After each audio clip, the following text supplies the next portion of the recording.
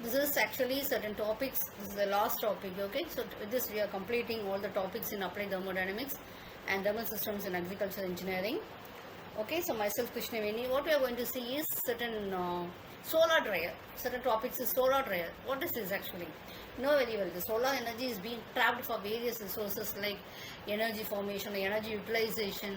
Okay, so solar dryer is one among them. So direct solar dryer will be used for exposing the substance to be dehydrated to direct sunlight.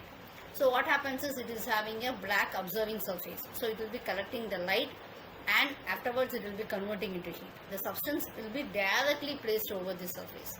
Okay, so it will be exposed directly to the sunlight and the moisture will be removed.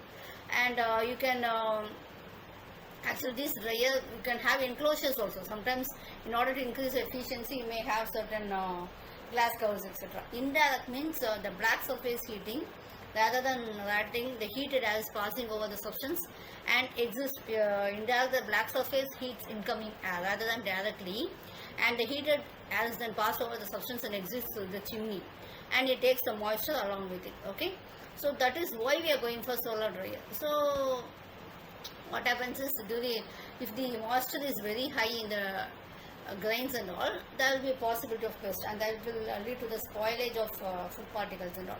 So that only we are going for pest this. Okay, it can be used as filter and all. Okay, and it is so fooding grains and all, you have to you can spread it over there. Okay, and actually what happens is you cannot do it always by sunlight, because what happens is we may have rainfall also, so we have to protect. So for that one we are having a solar dryer, and the purpose is dehydration of fruits, vegetables, potatoes, etc.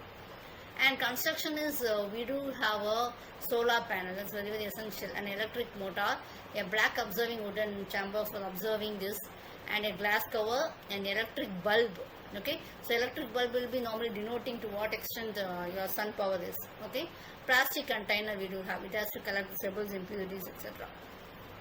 So what happens, the sunlight will be falling over the whole apparatus and sunlight will be converted into electrical energy with the solar panel, and electric energy will be converted into mechanical energy motor. So this is based on the conservation of energy. So this is the rod will be rotated.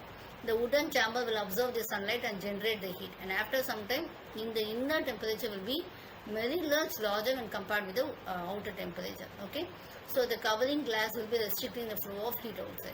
Okay, and this will be also used as a filter by which dirt, sand, mustard seeds can be removed and be collected in a plastic box which can be below. Okay, what design factors are essential? The design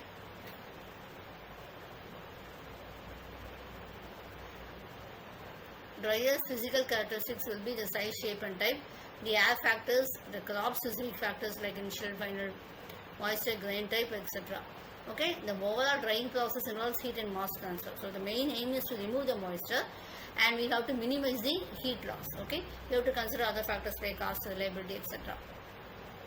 The crop specific factors will be what is the moisture content change we have to make it. Okay, so and next one is your grain properties like porosity, specificity, and purpose of grain is the internal use of grinding like a seed, it is the required final moisture content, etc.